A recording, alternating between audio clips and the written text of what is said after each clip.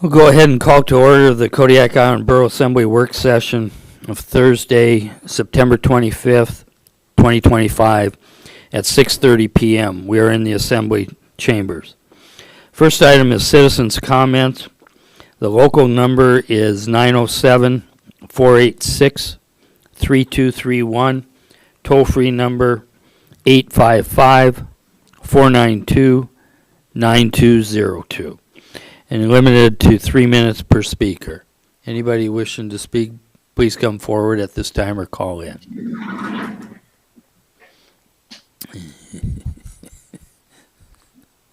We'll wait a few seconds.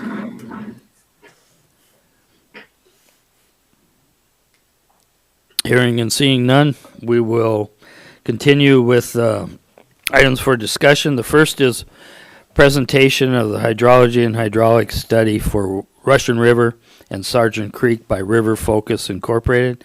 This time I'll turn it over to our manager, Amy Williams.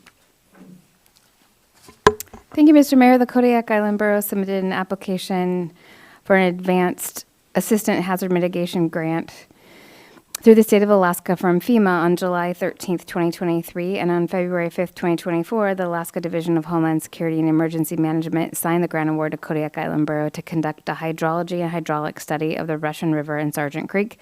The grant award amount was for $99,540. The grant award must be used prior to November 15th, 2025. As you can see, it was.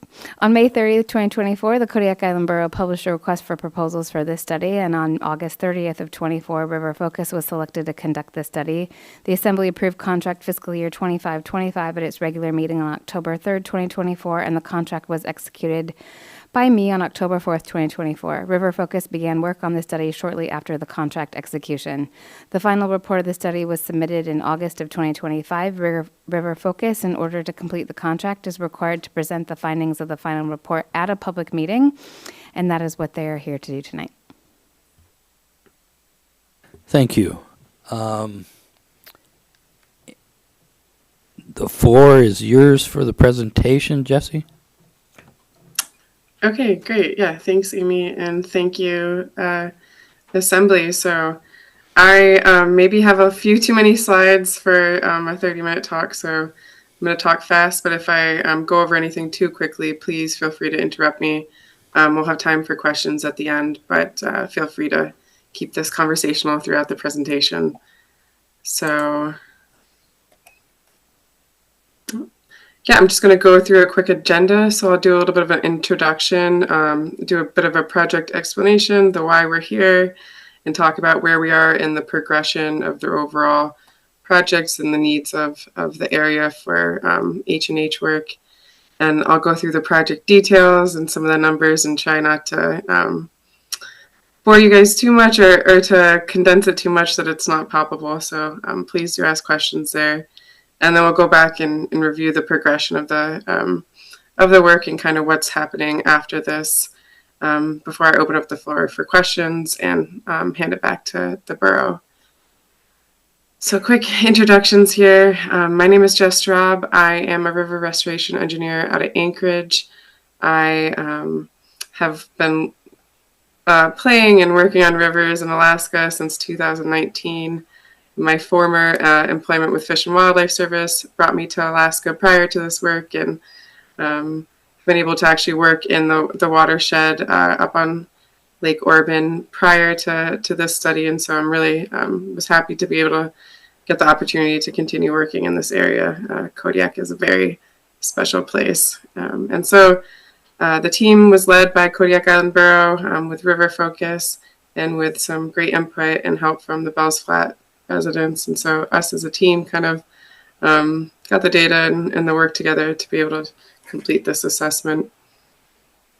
And so kind of the why we're all here. And so, you know, why be in Women's Bay? Why be in Kodiak? It's beautiful land, beautiful communities. I think we can all understand the appeal of living in such an area. But kind of the larger conversation of why we're here to discuss this project is, like most places in Alaska, a lot of our highways and our major infrastructure is through a river delta. And these are very hydrodynamic and difficult places for roads to be in, due to the nature of being in a river delta. You not only have riverine flooding, you also have coastal flooding and these tidal influences. And so it is a very hydraulically compromised but also complicated location for roads and for a community that only has, Sergeant Creek Road as its one way in and one way out. And so just taking kind of a wider look at the area before we get into this, so it's a quite a large, beautiful, like dendritic watershed, and it really follows the slope of the valleys. And so we have, our kind of headwaters a little bit off screen, but our headwaters coming down into these transportation zones. And so, one leftover material from glaciers long ago, but also like colluvium, eroding material from the hill slopes of these valleys, as well as alluvium, so like the material that is naturally getting eroded by the river is coming through these areas, and then it's coming down into Women's Bay, which is really a depositional area before it hits into the coast. And so there's a lot of, I would say, maybe monkeying around that's happened, dredging and other, human activities, and just the buildup of the area for the last 100 years in these systems that kind of lend a little bit towards some difficulties with sediment transport, and some kind of over straightening of areas that maybe want to have a little bit more sinuosity to kind of dissipate some of the velocities that's coming in and working on this dark side of Russian River. And so I'm kind of just taking a bigger view of all the hydrology and hydraulics that are going into looking at this watershed, and recognizing that this project, due to kind of data constraints, really only has terrain, and was able to properly provide analysis on this area, while which I could advocate for all of Alaska, hoping that we just get more LiDAR. The borough can get more LiDAR, and all the boroughs throughout the state, maybe to have just the ability to use your terrain data for, a multitude of projects, but to be able to really do a comprehensive, large-scale assessment of the work for a multitude of projects. LiDAR goes very far, but it was great that we were able to fly a little bit outside of the bridges and get a good terrain. But I'm going to kind of speak about project risks. And so we went ahead and just kind of did a risk assessment or registry of the likelihood of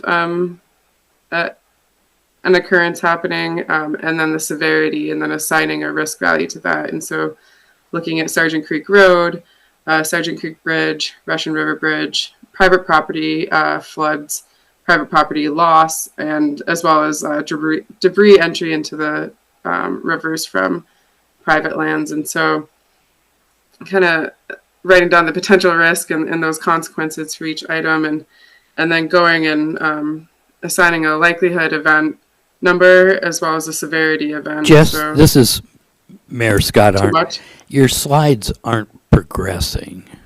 If My slides aren't progressing. Okay. What slide are you guys on? the first one, The first one? Okay. So we're still on the... All right. Is my screen still sharing right now? Can you see a... I see alongside there, and there's something else on the main screen now. Okay. Let's try... Are we seeing project explanation screen? Yes. Okay. Yeah, part of it. And now are we on the next slide for why are we all here? No. No, not yet. Oh, okay. But when Wow. when you physically click on it, There, it changes. now you moved. Why are we all here? The screen that we're seeing has a box over the right hand of the screen that says manage the subtitles, and it says turn on or don't show again. Do you see that on Okay. your screen? I do not at all. So let me stop sharing and resharing. See if that... You're doing better than I would, so thank you. I don't know about that. I do. Thank you for stopping me before I get to the end of the presentation. You haven't seen one slide. My goodness. Okay, so let's share screen. Let's just share the entire screen.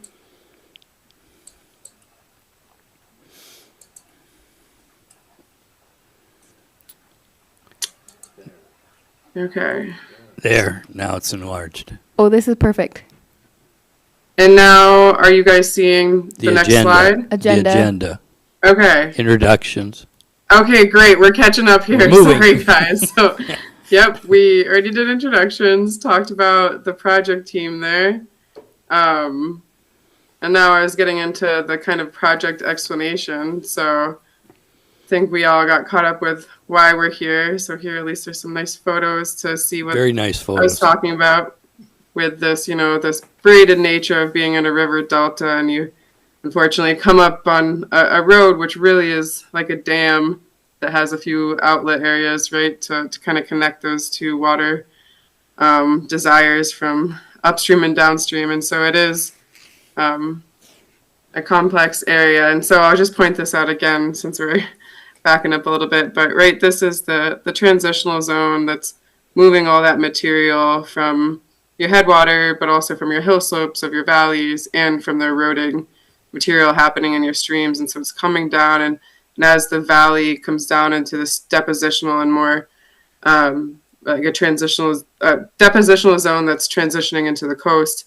you see these lower slopes, and material starts to really kind of settle out and build. And so there's been just some monkeying around back here from the Navy and from, just the last 100 years, and some dredging. And so I think there is, going back to getting lighter. So, our terrain did not extend all the way up here. It was really focused down where my cursor is right now. And so getting an ability to have terrain for this whole entire watershed is really kind of what, I would love to see for most of the watersheds where we've got people living in the river deltas, because I think, it can be used for a lot of different applications, but it can be used for quite a few years. It holds value, and it'd be great for really being able to understand some more of what's happening higher up in the watershed. And so,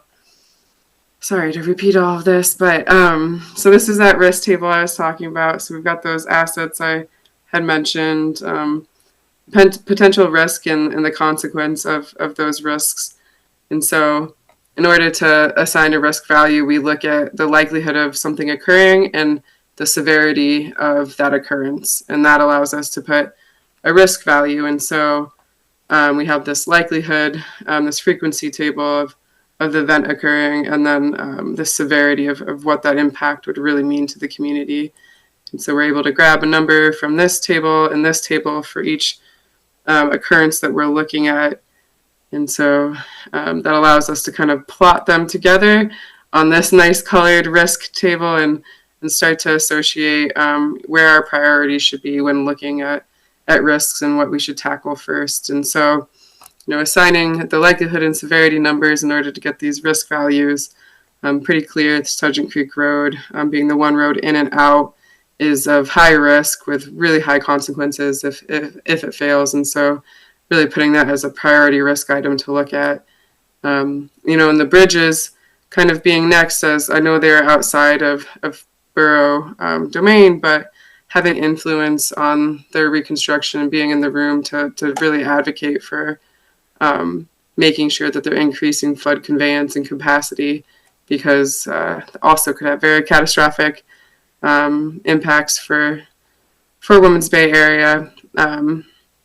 And when it comes down to private landowner, the loss of it or flooding of the land or debris entry, that's where it becomes a little bit of a lower major catastrophic risk to all of the people in the area, though it does still have significant impact. And so you can start to kind of prioritize these risks that you can start to chip away at when thinking of it from a hydrologic and hydraulic risk of the area. And so kind of taking us into project progression of like where we are in this process. So there's been like the advocacy for change, seeing the flooding back there, documenting it and recognizing that this problem is getting worse and we really need to be able to address it. And so the borough and Bell's Flat has been working to secure funding for analysis so that we can hold this study. And so this study is really addressing just the H&H of what's going on primarily at the bridges and at the road, but also trying to kind of assess an overall story of what's happening in the region. And so taking this analysis and using that to secure funding for change, for real design, to start tackling these risks and designing solutions so that there can be a construction or implementation of solutions for the area. But being it is a location that's in the river delta, this will likely have to be repeated, hopefully, long down the timeline. But it's something to just remember when we're thinking about highways and road systems that are in river deltas, especially in Alaska. So now I'll just kind of get into the project details with hopefully not dwelling too much on one item too much, but please, ask questions in this section. So we were on site to do data collection and get longitudinal profiles and cross sections, and to be able to start to build a topographic survey, terrain data that we'd be able to then use in our hydraulic models as well as our hydrologic models. And so at this time when we were going out collecting data, we also had residents providing data, providing some media, and we held a meeting to have an in-person conversation and be able to absorb as much history and localized knowledge as we could. But some of these photos were really telling of, circumstances where Sargent Creek Road is experiencing a few feet of flooding, and that this is quite potentially happening more frequently than what the hydrology would be telling us is true. So it's great to have resident input. And then we took some of the IFSAR data, which is the 5-meter resolution data for the area for Women's Bay. So not detailed enough to really do full hydrology or full high confidence modeling off of, but was detailed enough for us to start delineating the watershed and then to use it as just a guidance as we were building our preliminary models. But our project site and our terrain data really was kind of restricted to this area due to budget restrictions, but also timing restrictions. It's getting the actual physical data is sometimes the most expensive part. And we were happy that we were able to gather as much as we could. So we started to use this data and some of the cross-sectional data that we were pulling to just be able to really start to understand what's going on in the systems. And so this is an upstream cross-section, a profile going across the stream. And I just wanted to kind of highlight that we see this kind of floodplain activity of these secondary channels upstream, which we'll also see in the Sargent Creek cross-section. But as we get downstream, we start to see more of this channelized expression coming through the bridge. And I think this just kind of further tells the story of the nature of the systems wanting to be dynamic and to be more braided because of where they are located in the watershed. But unfortunately, most of the water is being forced to go through both of the bridges. So it just lays further groundwork for advocating for more flood conveyance. We'll talk about a couple of ways to do that, but this is the downstream side of Sargent Creek, again, channelized. But lots of information to be gathered from these cross sections for us to kind of be able to classify and understand stream type and what's going on with the area and discharge upstream and downstream of the bridge. And so I'll pull some of that information back up in a little bit, but just wanted to mention we did look at sea level rise and Kodiak from uplift, glaciers receding and land uplift is actually experiencing a reduction in sea level rise. And so we were able to grab data from NOAA to get a mean higher high water event. And so for our models, that's what we ended up using as a tailwater control, so that we were accounting for max sea level rise or sea level conditions, because sea level rise was not an issue at this site.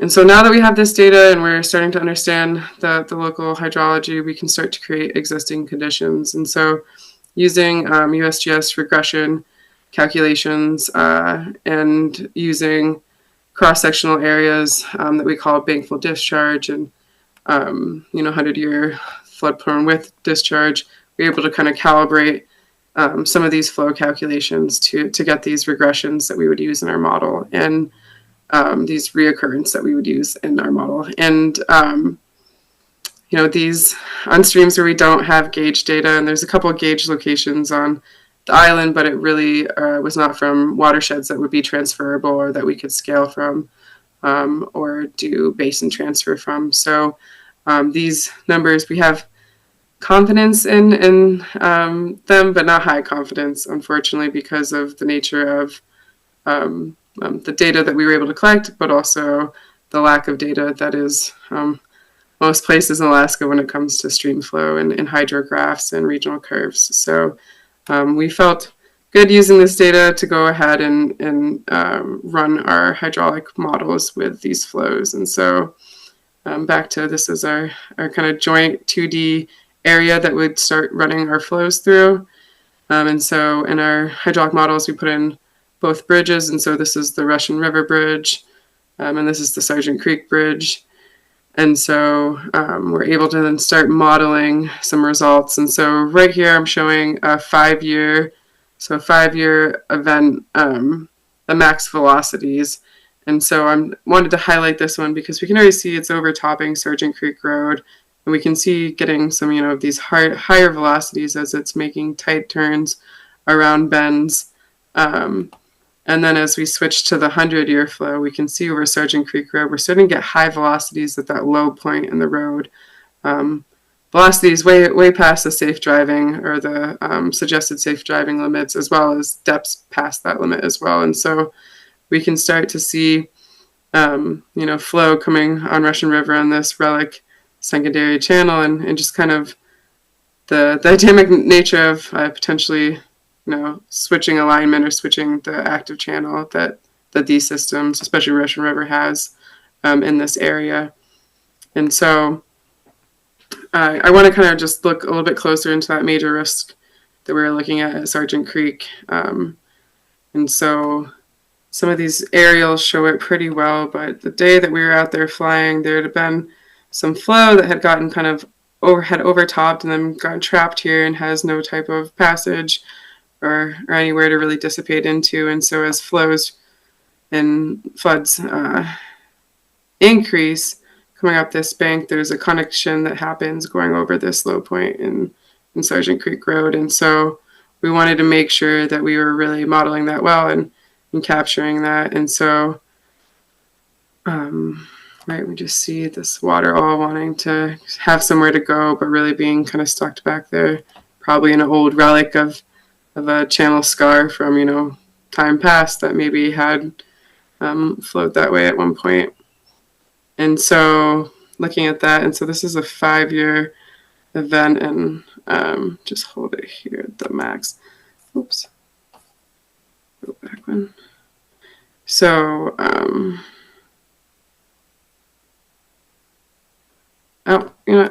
that's not going to work like that. Okay, well, put you right there. There we go. Better that way. Okay, and so we can start to see that we start to get overtopping of, a third to nearing to a half of a foot already at a 5-year event. And then when we switch to a 100-year event, we're already seeing overtopping of, a few feet in there. And so it's something that we know is happening. The overtopping is happening quite frequently, a few times a year. And so at this point, we have or you can have confidence in saying that the hydrology back there is lending itself to say that maybe we're undershooting the hydrology and the calculations aren't really being accurate if they're saying that you're seeing this over bank flow event, over topping event, every at the 5 year. And so that's just something to kind of look into to see and for advocacy of the fact that you're seeing your road overtop with high velocities and depths at these lower reoccurrence years, and that's not how the design should be. That road should be stable up until a 100-year event, and so that's kind of the goal and how you can use some of this modeling to really advocate for the need for change there. And so kind of taking all this into potential alternatives and looking at Sergeant Creek Road again. And so this is the profile. And so on this side of the screen would be where it's joining the highway. This would be going back into the community. And you can just see this complete dip as it approaches the highway. One that's, it's always nice to not be coming off the highway at such a steep approach, but also it's potentially a easier problem to solve, right? We modeled filling in and raising this alignment of this road, and up to 100-year flood, it was maintaining passage without any inundation. And so filling in Sergeant Creek Road was an alternative that really tackled that first risk at a lower cost. And we also took a look at then throwing a horizontal floodplain culvert in the middle of this road to further increase flood conveyance and see if that reduced flows. And it did reduce flows in the area, but just filling the road as well reduced any flow and inundation on top of the road up to the 100-year event. So also just high value to be thinking about changing the alignment of the road. We also looked at increasing flood conveyance on the highway, and I know that would be a conversation between the borough and DOT, but really increasing the capacity of the ability to move flood flows through the dam when we're in these higher events really will improve the ability for the whole system going up further into the waters where private landowners are to be able to also function physically and be moving their sediment and moving their flow through. And so having conversations and advocating with the highway reconstruction to be able to increase flood conveyance, would be having those conversations about floodplain flows. And we modeled that, and we saw a reduction in flood flows in the 5, 10, and 50 year for the highway, or for the Sergeant Creek Road. But as we kind of looked at the 100 and 500 year, there would be need to be maybe a little bit more conveyance to reduce those flows so that the Sergeant Creek Road wasn't overtopping. So this is just another look of the floodplain culverts that we modeled with the existing infrastructure.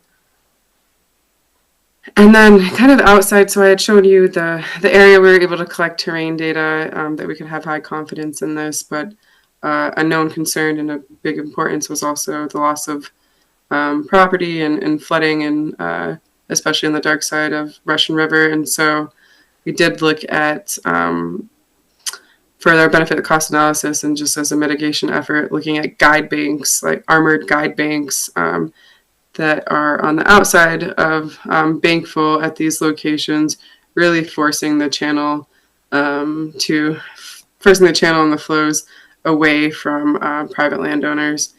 And this, I would say, is more of a temporary fix, as the systems would over time, and it might take 30, 40 years, but the dynamic nature is they would start to somehow change their alignment where they could start to hit lower than the guide bank. And so, if you could put an armored guide bank along this whole section, maybe that would be something that would give you a longer lifespan, but definitely a pricey option, as the size of the material would be a big financial factor. But if you were able to subsidize that material, or if the borough had material that would work for that, it could change that conversation completely. But we did want to look a little farther at that, and looking at those spots, back to this photo where there has been some over straightening, And so maybe guide banks are a solution, or maybe with additional funding, you'd be able to come in here and maybe increase sinuosity to reduce the velocities that's hitting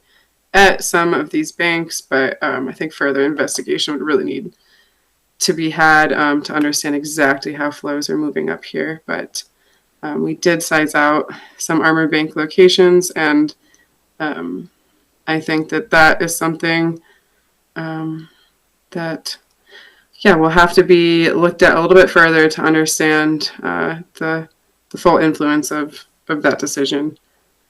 But we took those alternatives and we looked at a benefit cost analysis to really understand if these high consequential risks we're looking at would be able to be fixed in a way that allowed us to have confidence in our return. And so raising Sergeant Creek Road without a floodplain culvert was a 4.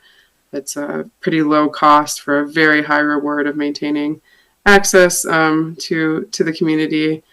Looking at it with a floodplain culvert, just because of the complexity and additional construction costs and some maintenance cost, that road lowered the number to 2.96, but still above 1, so still returning as an official project to complete.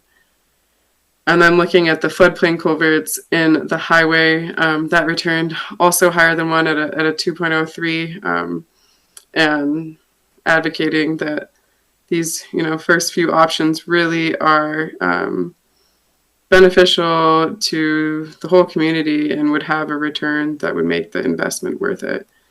And so all these numbers are pretty broad numbers, as this was a H&H analysis and not a design, and we don't have a lot of the fine-tuned numbers for quantities or for costs dialed in, or even for the design. So this next number, I don't want it to scare anyone off, but looking at the cost of what it would be to just build these armor banks if the material needed to be fully purchased, gave us a number of 0.22, so below the 1 ratio that we're hitting on for these BCRs. So that really was looking at the percent loss of property based off of the 2024 taxes for those properties that we're seeing reduction, and then the costs associated with the construction and maintenance of building guide banks such as this. And so something that needs a lot more fine tuning as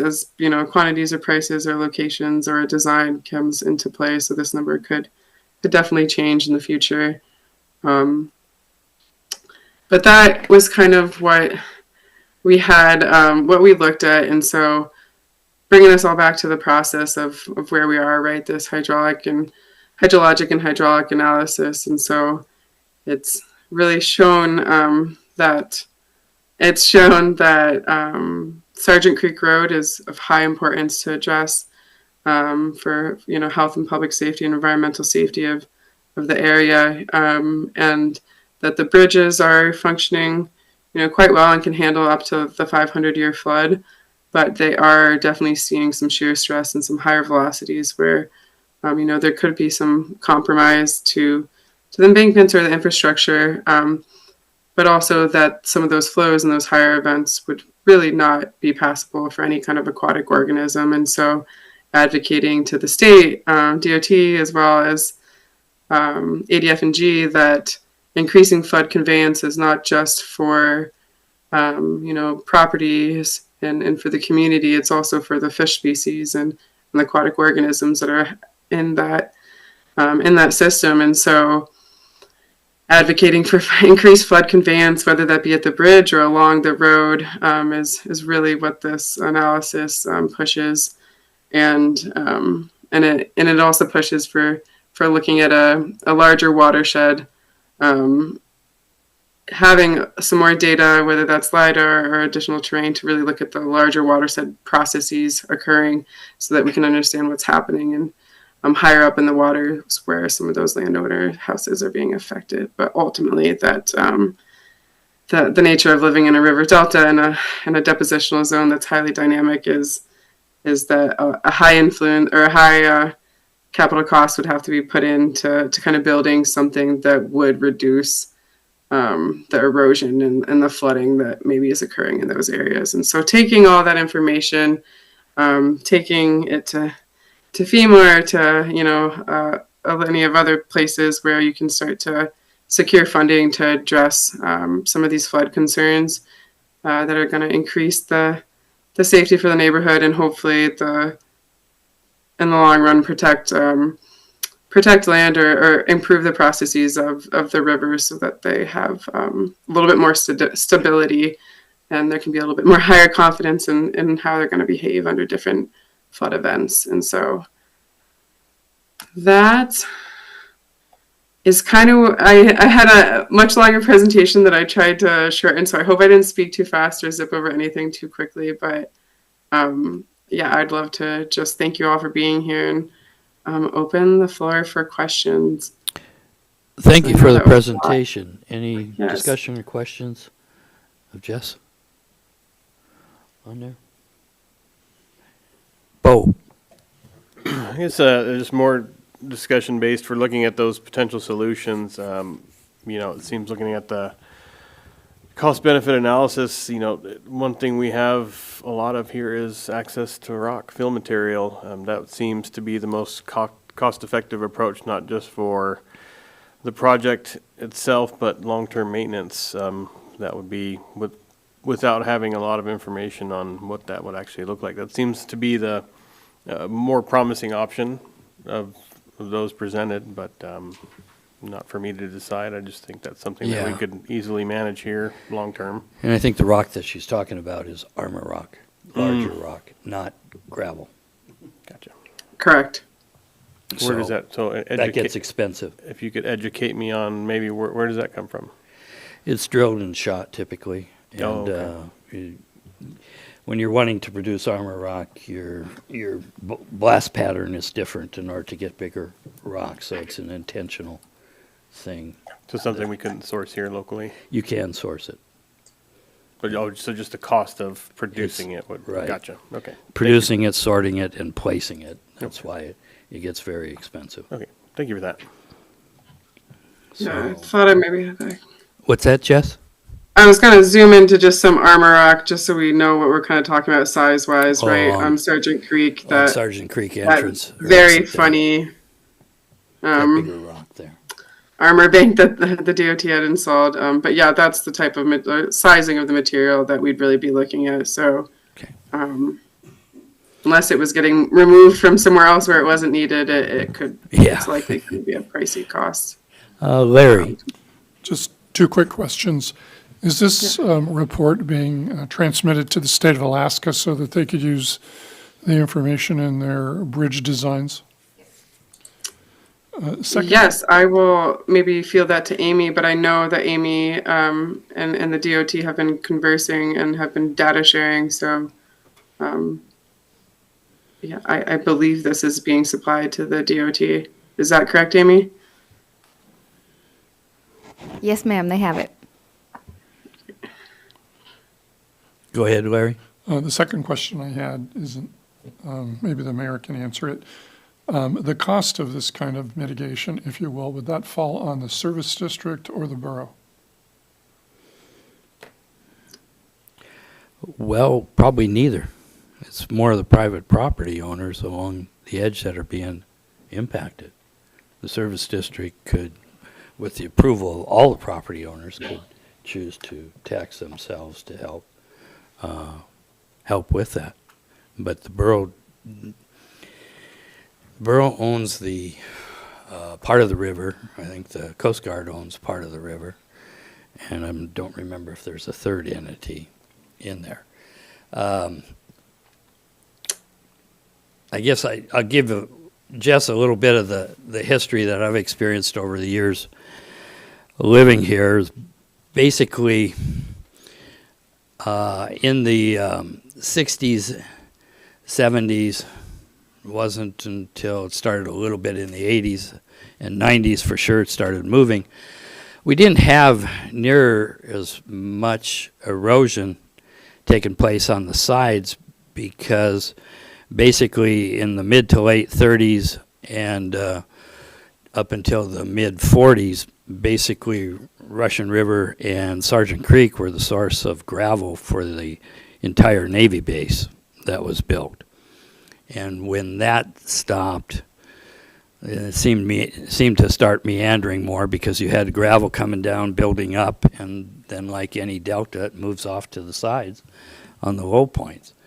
And I realize, part of my statement here is I see part of the solution be to create rock traps, what I call rock traps, where you're digging out part of the rock so when it starts flooding, the water has a place to go and it actually, you get that rock build up and you clean those traps out every so many years and get it flowing where it was. I remember on the Russian Creek, it did not flow on either side. It flowed straight down the center where you can see that open area of gravel from the bridge. So, and as that built up, it flowed off to the side. So, that whole area is a large gravel base from the fairgrounds to the rendezvous there. So Yeah, I think, you nailed it. I think that sediment transport in this area, it has gotten a little wonky, as stream power has been taken from the active channel, which would be able to then transport some more of those larger sediment to kind of its proper final resting location. As the channel has braided and split, you're losing some of that stream power. You're having a buildup of larger material in an area where typically more of it would be getting transported downriver. I think a lot of the stream power functionality has been altered in that area, and so I think this study was due to kind of limitations in data collection, was really more centralized around the bridges and the roads, but looking at the overall picture, like it does explain the fact that there has been a lot of influence that has altered the way that material is able to move through this system, especially looking at Russian River more than Sergeant Creek. And so, there are, outside of the risks that we look at, or outside of the alternatives that we looked at, just not being able to model what we don't have data for. But yes, certainly, having sinks for sediment, or going in and looking at the longitudinal profile as we get higher into this system and seeing if we have some slopes that really aren't doing service to the overall health of the creek, right, of the river. And so, is it dredging to get material to move around, or is it dredging to get a more stabilized channel in there that's able to then actually transport that material properly so that it's ending in a location that's not going to be problematic for the landowners? exactly, yeah. And I realize that's beyond the scope of your project, but I can tell that you've noticed the same thing. Yes, certainly. And I think, that conversation, which is one that's happening in a lot of parts of the state. I'm working on Moose Creek, which is a system up in Sutton near Chickaloon Village Traditional Council. And it's been, mined for coal, and they've put railroad up the valley a couple times and gone and really, made a bit of a mess back there. And sediment transport is really an issue there. And so they're having these big buildups of these mid-channel bars that are then splitting the flow, and so reducing stream power, right? Exactly. And kind of creating these unnaturally braided systems, which we're probably seeing, more braided flow in Russian River than what we would think a stable state for the river looks like, and really addressing that is a large project, and a large analysis that needs to be had, and with some different type of data. But I think the conversation that this report and this analysis has definitely brought up is that there is kind of messed up hydrology, right? And I think everyone knew it, and so it was putting just a little bit of like a detailed lens on the fact that there is a lot of influence that could be had a lot farther up in the Russian River system to be able to be moving sediment in a way that I think would be more advantageous for the landowners of the area. And so I agree with you. I think that there are some solutions, and it is a sediment solution that probably, if, having jurisdiction, with the fact that these are anadromous streams, and so, active flow, ADF and G really has a big say in how you monkey around in these systems. But I think they are being more lenient and allowing, more in-channel work to kind of fix these systems and heal some of the headwaters so that you're not seeing as much of this negative influence down where you have infrastructure and homes. So all that to say, I do agree with you, and I think there are other more extreme alternatives that could look at, especially, and maybe it's not so obvious, but I think, we can see really Right through this there where you're natural- running that cursor. Yeah, unnaturally straight section that comes into this mid-channel bar right here, right? We've got split flows and that is, as we get into depositional areas and get out to the coastal front, like that is where we're going to see more braided and more braids in the system, and you'll have multi-threaded flows. But the problem is I think it's happening where it really should still have its active flow channelized so that it can be moving material through here.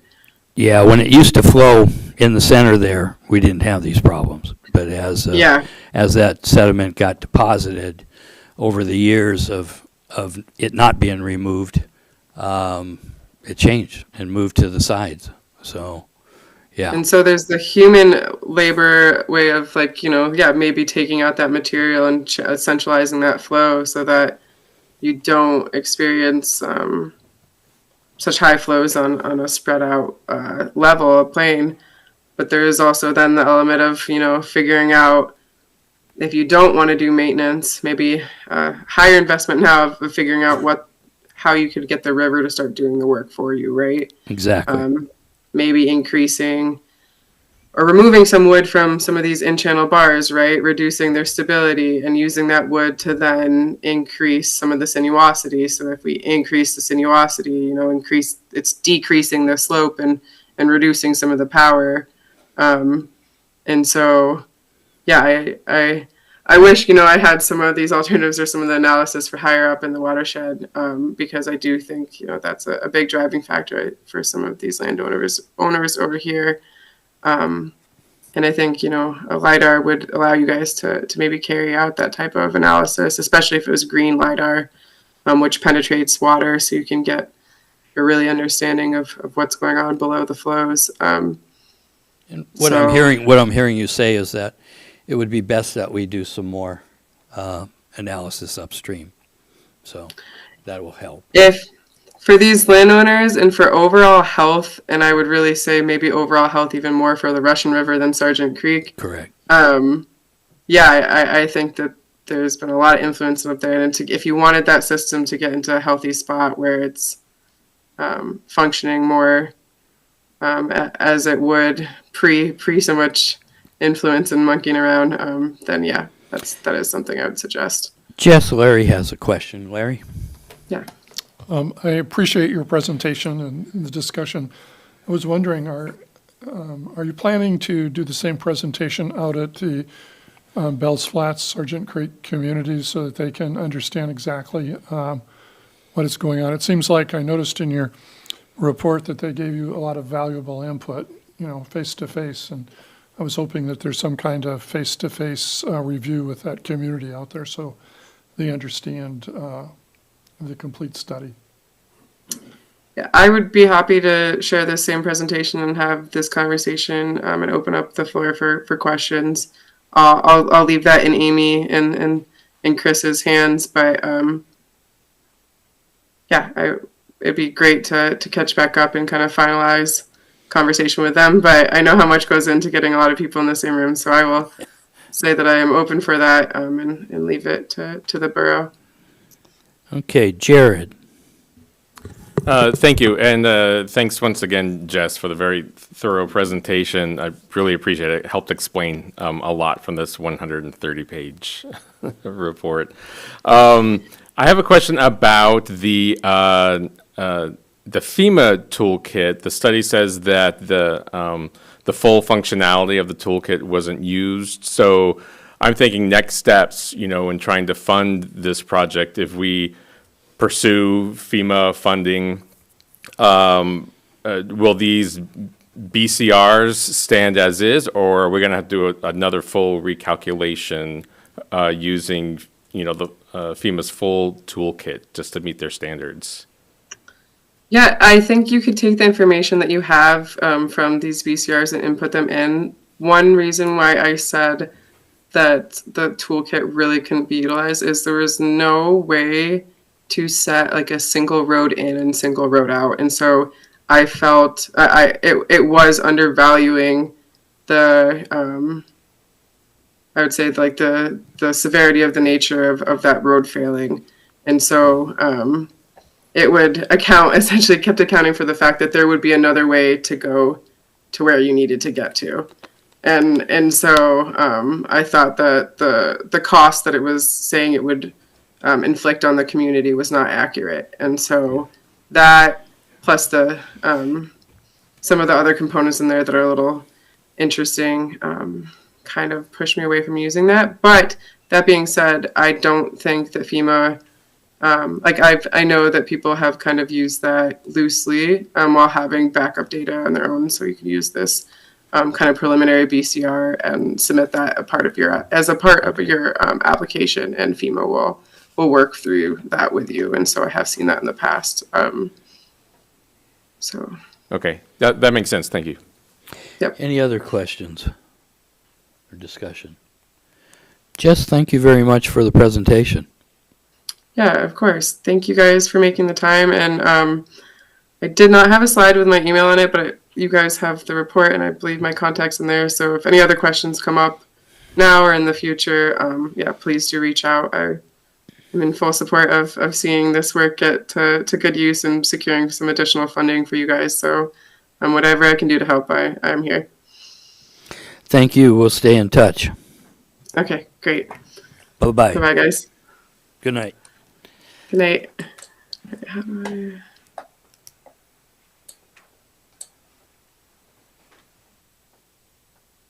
Okay, the next item we have on agenda items is review of the Assembly meeting calendar for year 2026, and our clerk, Nova, will get this one. Thank you, Mr. Mayor and members of the Assembly. Ordinance number FY 2018-12 states that the Assembly is to set and adopt its meeting calendar for the following year by resolution. The code states that the Assembly shall meet in the Borough Assembly Chambers in the Borough Administration Building, and meetings are to commence at 6:30 p.m. on the first and third Thursdays of each month, or such other time and place as may be designated in the notice of the meeting. If the Assembly wishes to deviate from meeting on the first and third Thursdays of each month in the Assembly chambers, it may do so as long as we notice the change meetings. If any of the regular meeting falls on a holiday or holiday eve, the Assembly may advance, postpone, or cancel meetings as necessary. And when the lack of quorum for holding a meeting occurs, or when there is little or no business to be considered, the Assembly may cancel such meeting and hear its business at the next regular meeting. So the calendar's before you. You may make changes to it, and we'll make sure those are reflected in Any the questions final or one. discussion at this time? Steve? I'm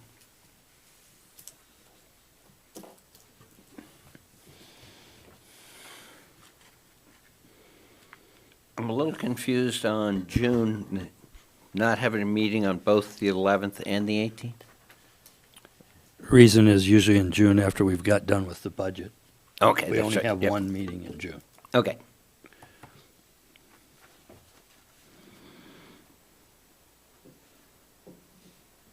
Any other? Jared? My only question is that work session on December 10th. It's usually that second week of December, which is AML. And the mayor and the borough manager always go to that one, but we haven't seen a lot of assembly member participation, so maybe it's not a big deal, and we I keep think the work session. I think it is because you have 3 new assembly members coming on. And they'll have that And new. they need to go to the newly elected, Yeah. and at best if they stayed for the whole thing. Yeah. It's very educational. No, yes. So It's I very think that useful. may want to push that meeting from the 10th to either Monday, the 14th, or the 15th. Yeah, I would agree with that, 14th or the 15th. So we're moving the December 10th work session to the 15th. Yeah, because this year we moved it to the 16th, so Yes. I would recommend that. Thank you. So we noted. Any other discussion or questions? Seeing none, then we'll move on to review of the attorney hiring process, and that will be Amy.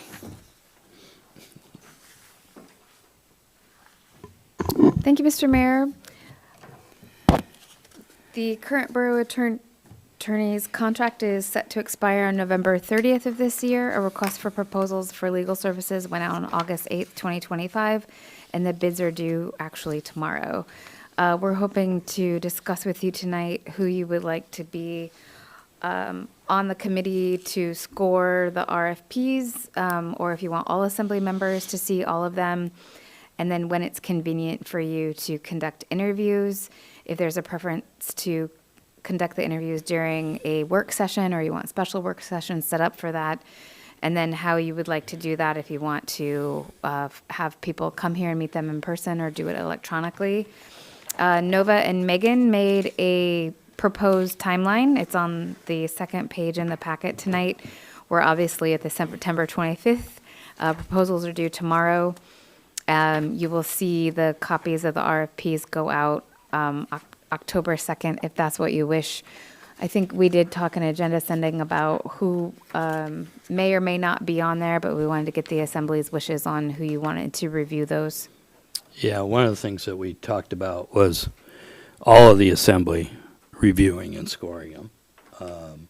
We're going to have new members, and I think it's best to get them a little familiar with the process. So I'm not sure of the dates, but I'd leave that up to the clerk and the manager to arrange that. I remember what we talked about in agenda setting made sense. So,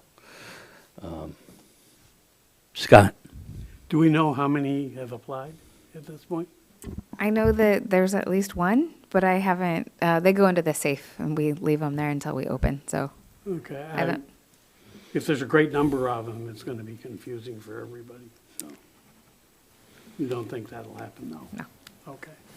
And the second question I have is that when Mr. Sherritt was on the assembly, he complained a number of times about our attorney's consideration of things, and he had a different vision.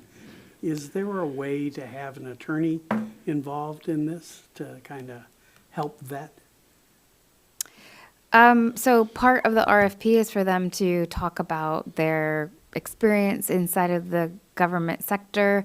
I know one of the firms that is applying, one of our previous lawyers is affiliated with, and so it's not going to be hard for us to track down their record or their people or get recommendations from folks. It would be weird for us to involve our current lawyer in getting another lawyer. So, he did actually help us with the RFP and make sure that everything was covered because he's the most familiar with the way we do business. But, we can do anything you want for the right price, Mr. Smiley, right? So it would be hiring outside counsel. Thank you. Mm-hmm. Any other? Dave. Thank you, Mr. Mayor. My experience with elected officials evaluating bids has not been incredibly positive. So, for my opinion, I think, especially if we have a number of submissions, having qualified staff who are accountable to the process, conducting a bid evaluation and providing a bid tally sheet to the assembly with their top-ranked candidates for the Assembly to consider and then decide to interview the top candidates would be my preference, but I recognize I'm one vote. And that's what we talked about. I would doing. very much like to include the assessor and the finance director in that because they are dealing even more than I am with the attorney on a day-to-day basis. So I think that their opinion would be very much appreciated. Yeah, the intent was, that was the discussion that Jared and I had. Further questions, discussion? We'll move forward, see what we get for proposals. Dora's got her hand up. Amy? 4 right now, we have 4. Okay. Thank you. So, okay, so then moving on, would anybody want a break before we do packet review? No, but halfway through packet. All righty. Packet review, we have awards and presentations. There's a presentation of the award for Employee of the Quarter and proclamation declaring the month of October National Community Planning Month. Public hearing, Mr. Mayor, if I may, We got- we did receive a request for a proclamation for the Filipino American. I was just looking, didn't Heritage see Park. that on here. Yep, would it be possible to add Yes, it it's to the possible. I agenda? have no problem. Thank you. Please do. Public hearings, we've got a bunch of those. First one is Assembly Review of the State of Alaska Alcohol and Marijuana Control Office Beverage Dispensary Liquor License Number 3299, Transfer of Ownership from El Chicano Incorporated, doing business as El Chicano Mexican Restaurant, to Antonia Bravo, and transfer of location from 402 Marine Way, Suite 100, to 202 Resnoff Drive, with new restaurant endorsement application.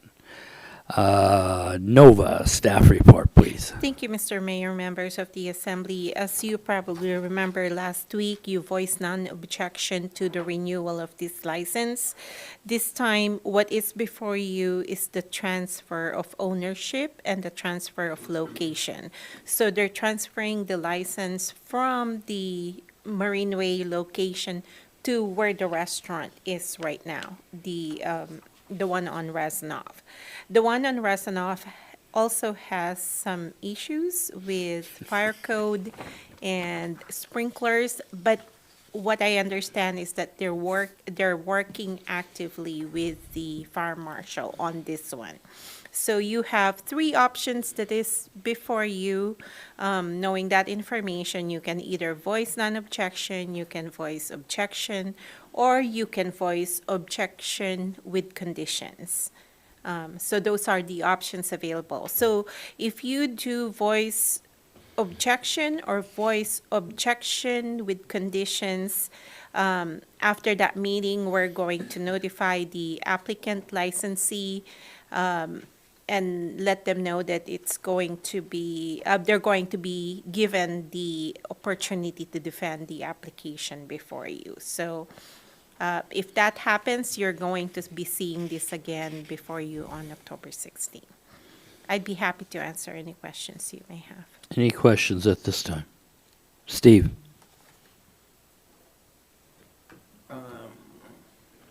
I'm not sure if it's a question or more a statement, is I would be in favor of protests with conditions, stating that it would be non-protest if the fire marshal conditions were satisfied.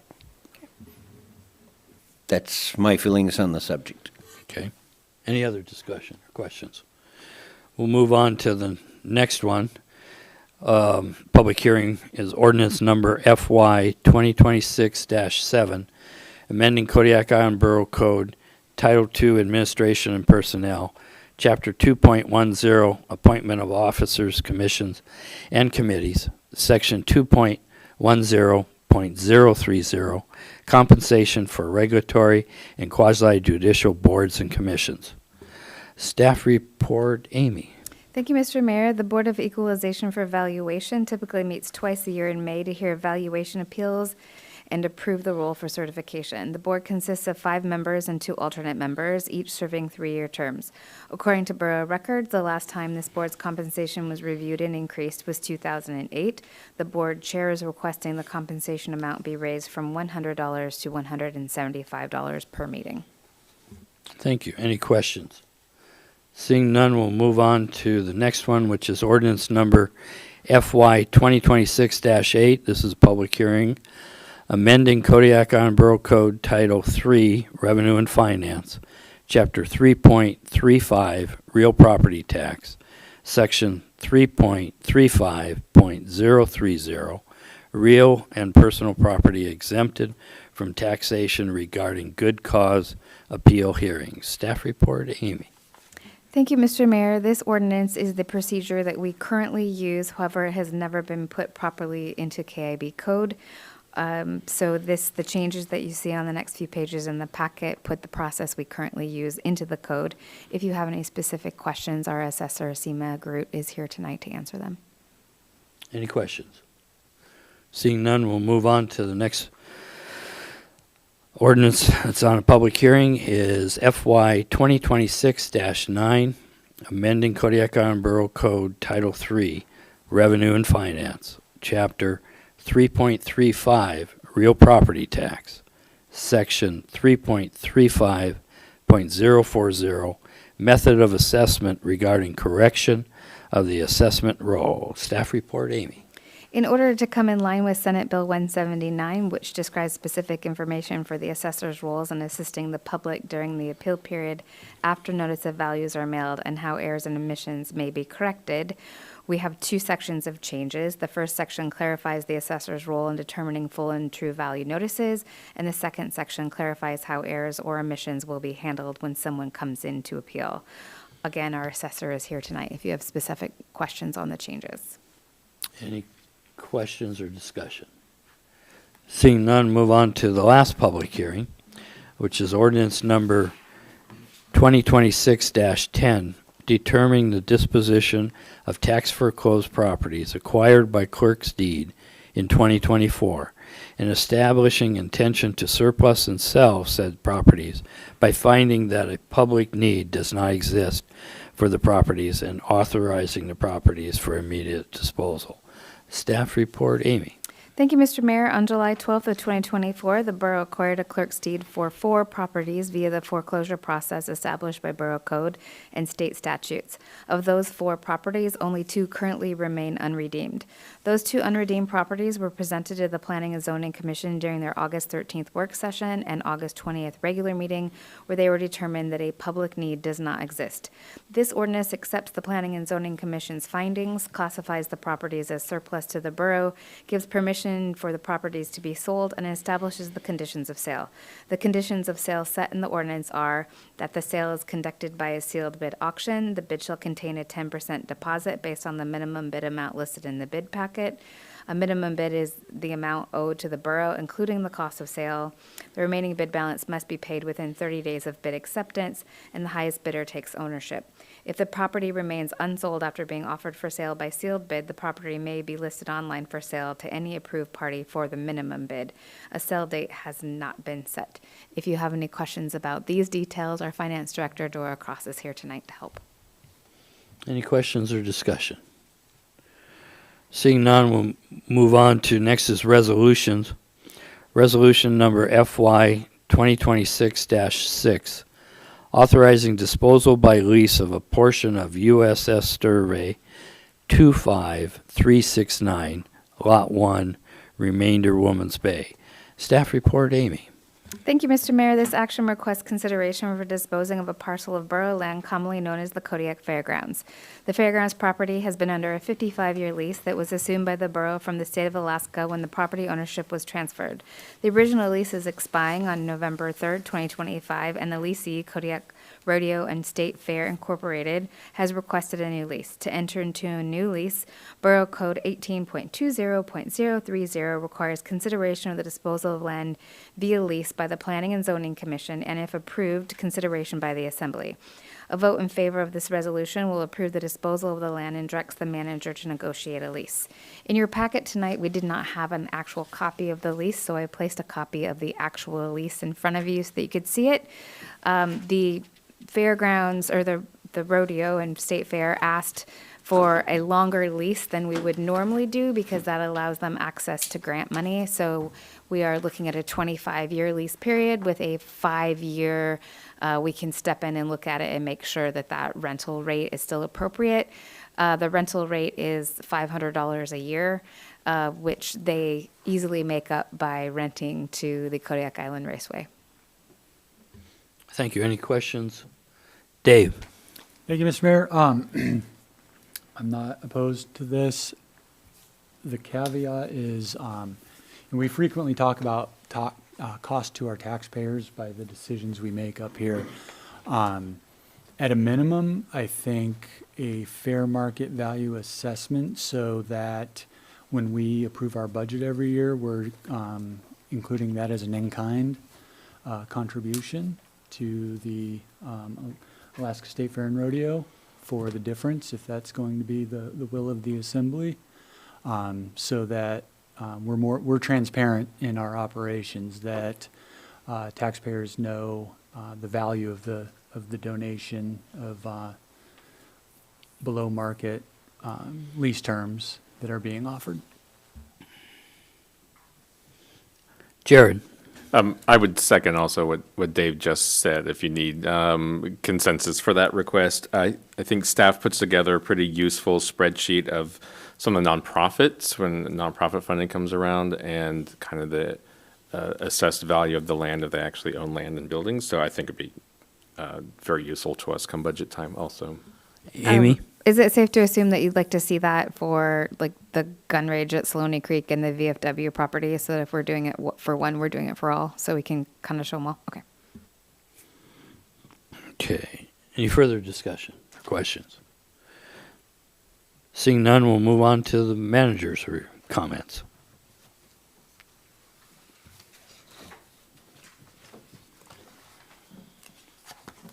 Good evening. For the manager's report tonight, this week we got our business fisheries tax payment in. You'll see it in the last column for fiscal year 26, where we got $810,468.80. We had budgeted $900,000. Dora also included the 22 through 25 payments, so you can see how those payments have changed over the years. This week, I attended the pre-environmental review meeting with the Alaska Department of Transportation for the Kodiak Highway resurfacing project for miles 15 to 31. That has a long history of being on the STIP for 24 to 27, but then coming off the STIP and then being put in 3 phases and then being none of the phases on. But this was encouraging that they are talking about it, and this, because it was environmental, it mostly talked about how they were going to ensure that the ocean side of the highway remained stable and did not fall into the ocean. So it was way over my head, but very interesting. We had a meeting this week with the City of Kodiak Deputy City Manager and Finance Director about the DeckGuard Technologies software for short-term rental compliance. That went very well. The city is interested. We're meeting with DeckGuard Technologies next week so that the both of us can review the modules together. We're going to get this. The issue that we're having is that the city already has a business license program, so we're trying to decide if short-term rentals owners are going to have to apply for a business license, then apply, be registered inside of this system, have a state so we're working out the qualifications and what they're going to have to do and what steps they'll have to do. But this system will track it for us. They can register for us, and they can track accommodations tax, or they would know how many nights that each individual short-term rental is being booked, because they constantly check day after day, and then they report back to us, so we have an idea of what that should look like. So that's interesting, and so that's scheduled for next week. I attended the strategic planning for the Kodiak Chamber of Commerce this week. I've been an ex officio on that board since 2017, and I'm on the 5th director there. So it's interesting to watch how it changes, and it's very, they are very forward thinking now and have some great things planned for the future. So that's interesting. At our bi-weekly meeting between engineering facilities and the school district today, we talked about what was left at North Star for the school district to take care of before that building could officially get transferred to us. We've been having problems with that fire panel and setting off alarms constantly. So now it's alarming in the building, but not sending out because our fire departments were coming to North Star over and over again. I think they have it narrowed down to something in the office that needs replaced. That system is old enough that they had to buy it off of eBay, but it's been bought. It has to get programmed in Anchorage. It'll get installed here. The only other thing is they're replacing some of the lamps in the parking lot, and they have a lift coming on Monday to do that.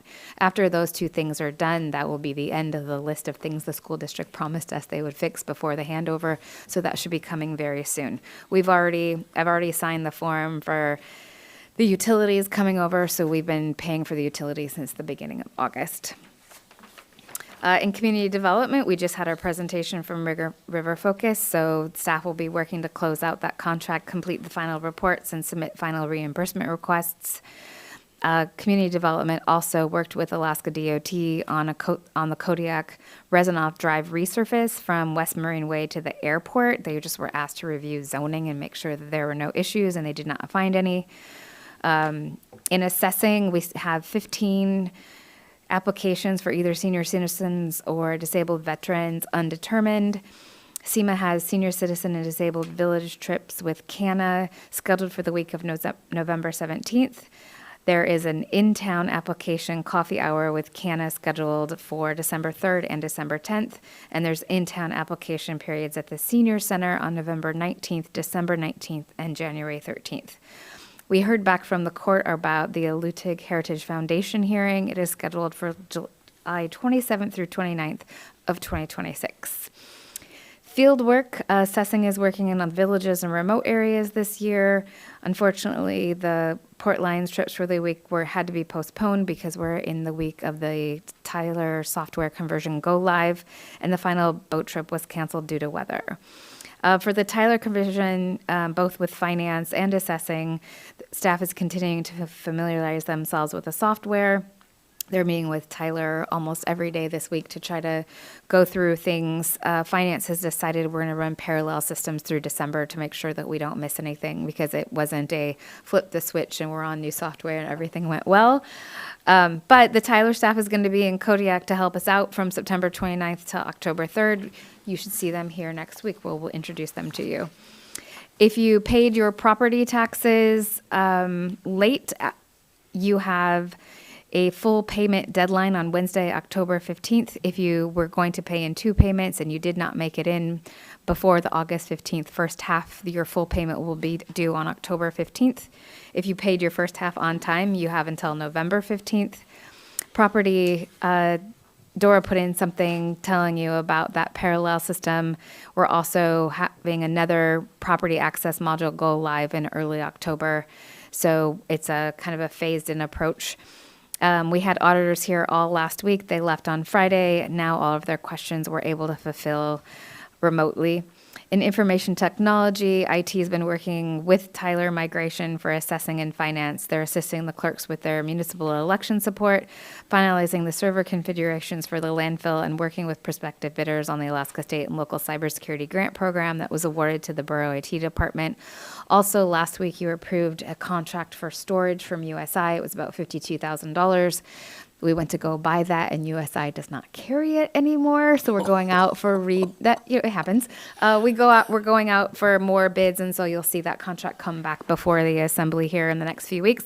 I tentatively put it on the October 9th regular meeting, assuming that we can get the quotes in by then. For engineering facilities, I think we told you about the small fire in the egress stairwell over at the KFRC. Nodec Electrical, who is our contractor, is going to be here on September 29th to start replacing all the light fixtures in that area. Our industrial pump Alaska order is moving forward. The new shipment date is December 18th. They are actually going to the manufacturing site to conduct a quality assurance and quality control. Since we ordered 5 of those pumps, we want them all to be correct when we get here. We were in a meeting the other day, and Cody said he has been here for the purchase of 4 pumps, and 3 out of 4 were wrong when they got here. They had the right name and the right inventory number, but the pump itself was wrong. So these are coming all the way from Texas, and so we are going to have someone check on to make sure that we are not paying for shipping back and forth and we're getting the right thing. Out at the landfill, the Regional Solid Waste Management Plan update is due on December 12th. ENF has issued a request for quotes for the fence repairs that you've been hearing about. The work is anticipated to be done by October 31st. That will be in line with what Alaska Fish and Game told us we had to do. The Alaska Department of Environmental Conservation conducted an inspection of both the landfill and the leachate treatment plant on the 17th, and we're awaiting the results. We're expecting to get them next week. A collaborative assessment of the LTB took place just on Tuesday with the Director of Wastewater from the Municipality of Anchorage, Tetra Tech wastewater engineers, and the LTP staff. We've been learning the history of how we got to where we are with the qualification we're trying to meet. So when the water comes out of the leachate treatment plant, it is supposed to be a drinking water standard, and that was determined because the water goes into the bay and the hatchery is so close by. There are a lot of feelings around that perhaps it could not be that stringent. It could be stormwater because stormwater is also going into the ocean, and that would make our goalpost move a little bit closer. We haven't been able to run the leachate treatment plant for a while because it is just messing everything up. Our next step there is going to be add chemicals to the pre-treatment plant. So we've been working with Carl. Carl has a Royal who is the lead out there. Carl has a lot of really good ideas that haven't been listened to over the last few years. And so we are going to try what Carl wants to do because I just can't think of anyone who knows more right now than he does. So giving him some control over his own plant. So we'll see how that goes. I will say, though, we have testing due in 2 weeks. We are going to do the testing in 2 weeks before we make any significant changes because then we have 60 days to get things back under control after changes. The preparation of the exterior at the Kodiak School is complete. The primer is done. We have an inspection of the primer on the 29th. We haven't had the best weather for painting, and so we are extending the deadline that till the end of October, which was a no-cost change order. As long as the inspection on Monday goes well, we'll be able to start painting. It's the same color. We didn't ask them, and they were like, oh, it's the same. It's going to be the same color. So for future school projects, we're going to talk about color earlier in the process. For our multi-facility elevator modernization, both elevator systems have an estimated ship date of mid-October. We expect a minimum of 3 weeks for all the stuff to get here in Kodiak, so we're anticipating parts to begin arriving in mid-November. We've spoke with both the hospital and the middle school about who's going to get priority and how that's going to work. We have several small projects going on. Dark Lake cleanup is supposed to happen again over the weekend. If you've seen it lately, it has grown significantly. We have a projects office stair replacement happened into the now YMCA side of that building. We're waiting the building officials inspection report before we call that done. We have a bid, an invitation to bid out for the Mill Bay stairs replacement, the landfill scale shack platform, Sargent Creek Park tables, and a third piece of equipment to be placed out there, and Borough Park table replacement, all for the spring, summer of 2026. We'll also be adding either Old Harbor or Port Lions to that, but we're bidding these really early instead of at the last minute, so contractors have time to get supplies and get their ducks in a row before they have to head out. So this is something that Cody has done. We have a 3-year project plan. So we have a design phase, a bid phase, a work phase. And so you'll see this kind of early bidding from here on out as long as we can keep him as our project manager. And you have a list of upcoming committee and board meetings there. And then attached to the report tonight, you have our September Projects Office report, the Prince William Sound Regional Citizens Advisory Council summary for the September Board of Directors meeting that just happened last week, and we have our first federal lobbyist report of the year from Sebastian O'Kelly attached. And I'm happy to answer any questions that you might have. Questions? Scott? On the KFRC flyer, that's kind of unusual. did they figure out what caused it?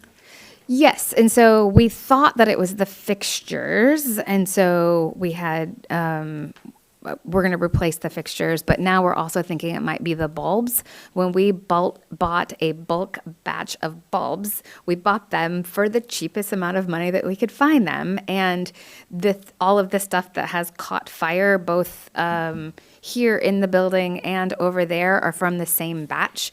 We contacted the manufacturer. No one else has reported issues.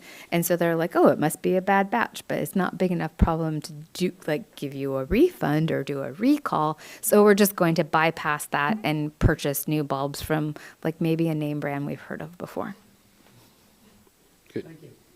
Bo.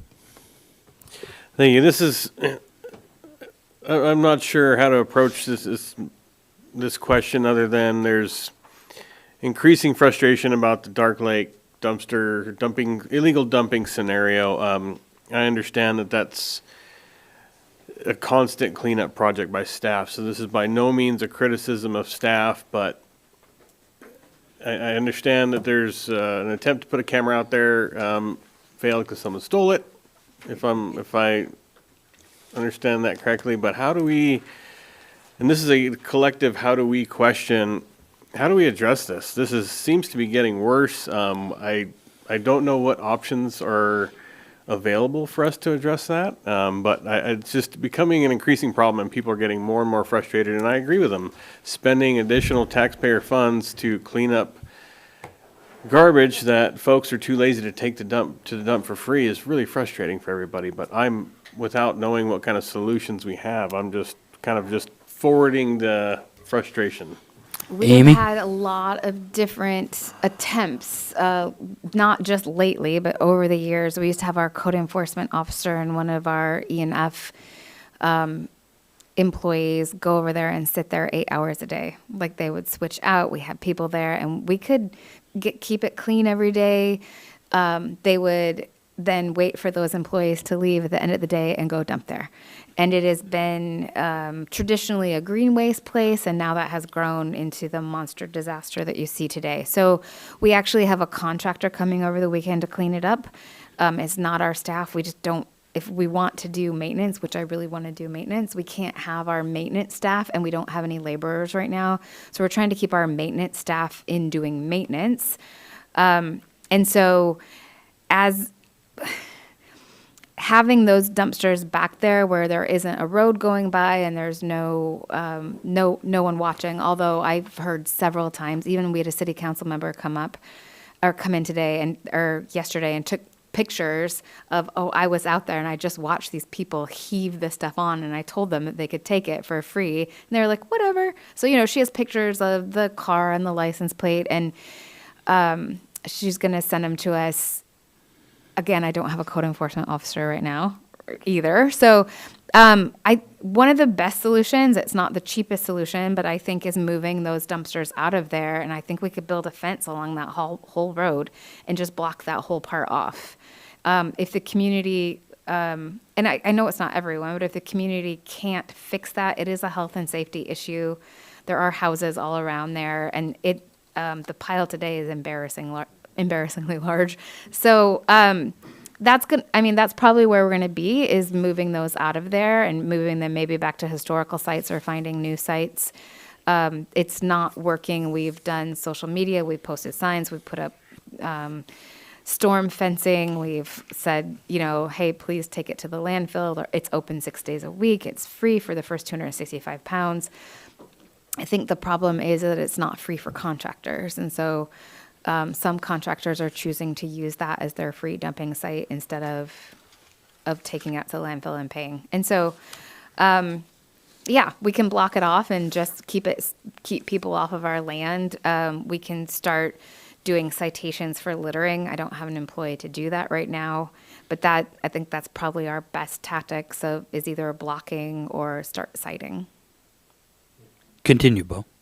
Thank you. Well, without knowing what that would cost, it seems like most other efforts have failed despite willingness to improve that scenario. I don't know is that something that we need to place on an agenda?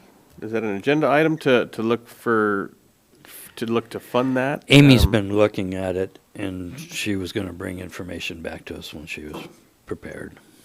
Okay, great, thank you. Larry? So if you did find somebody dumping there, what is the fine? I think it's 100, 300, does anyone? No one knows. It progresses. It's like 100, 300, 1,000. I mean, Yeah, that's what I remember. It's a progressing fine, and then $1,000 every time after that. Well, maybe we should increase the fine and find some way with those houses around there to put up some cameras that could be protected a little bit. There isn't any houses right around there. So you'll have a problem. Scott? I think moving them and putting a fence around it, the area is good. I mean, we had Yep. part of this kind of problem when it was off Salif, part of it when it was at the edge of Dark Lake there, and then we moved them to this location where it's become really a big problem. But if you move those dumpsters out by Bayside Fire, where the other dumpsters are, that's got roads on all sides, very visible, and it's gonna help a lot. It's back in a hole where it is now. And the more visibility you have, the better. That's true. Bayside Fire would really like to get rid of the ones that they have, so I Yeah, don't want to add more to there. But I do think that that's a possible, like, I think that's a good solution, is finding new homes for those and fencing that off. It doesn't seem like the warnings or the please asking or the funny memes or anything that we're doing is working. Well, we So- put them there for convenience for citizens, not for convenience of contractors, A. And B, with abuse, we don't have to do that. We can move them to a place that's more convenient for us. Yeah. And I'm sorry that Bayside doesn't want them around. I don't either. But who cares? Let's get it done. It's illegal dumping that's causing the problem. Dave?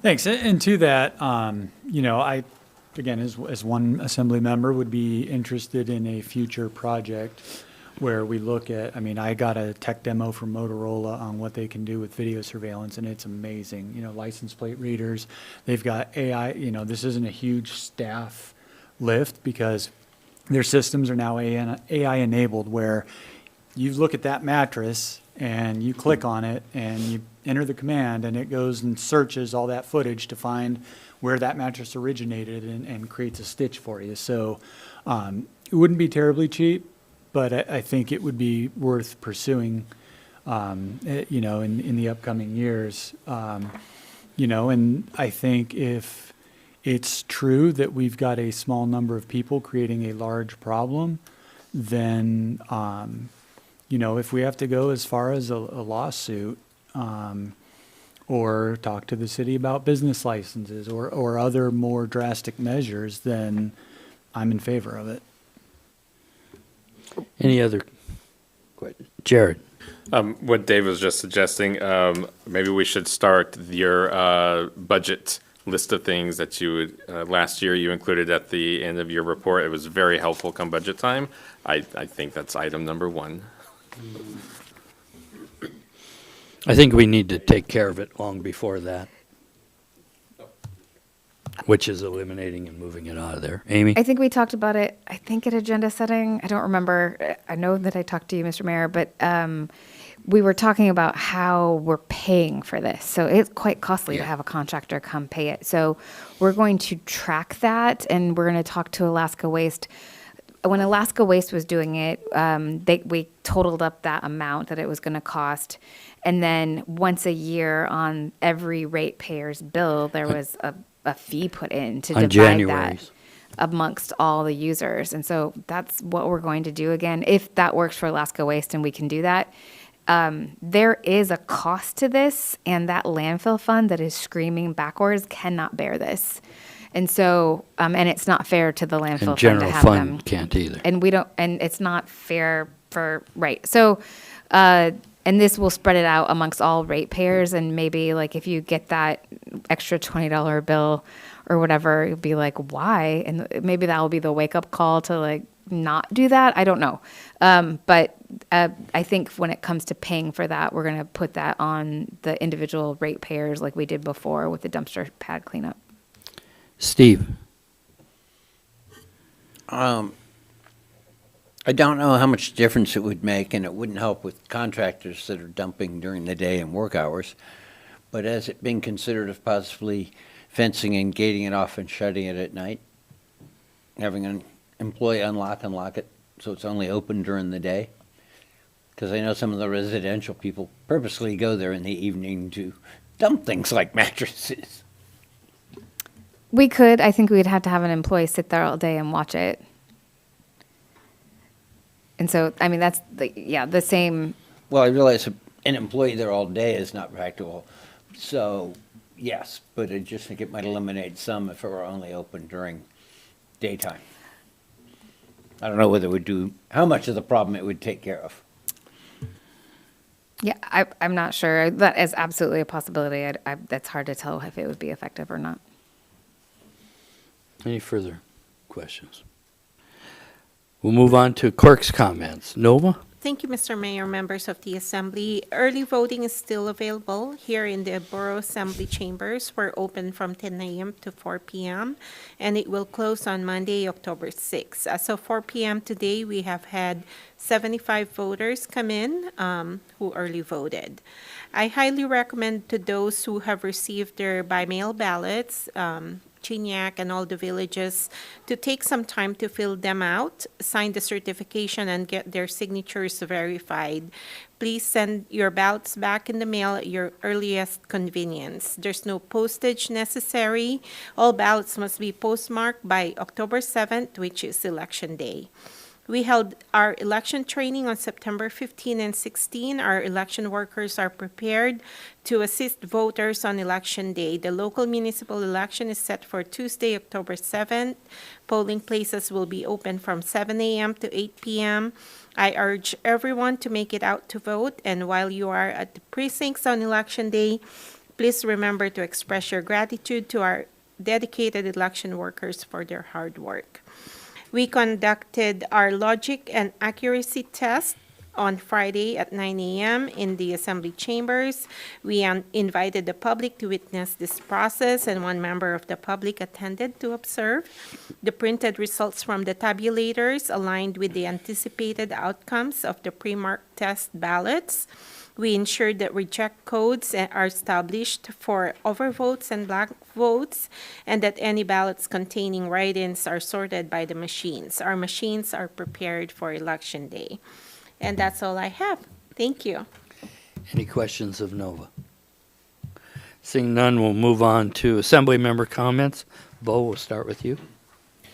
Thank you. I'm just going to keep repeating this till October 7th. Please get out and vote, and I will maybe put a different spin on how long it takes to vote, or add another layer to it. It takes longer to brew a pot of coffee than it does to vote here in our municipality, or it takes longer to sit in line at a coffee stand to order and have someone make it for you. Quite a bit longer doing it that way.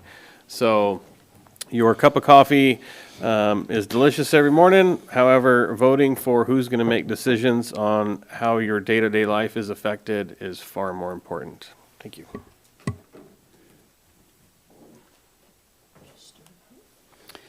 Jared?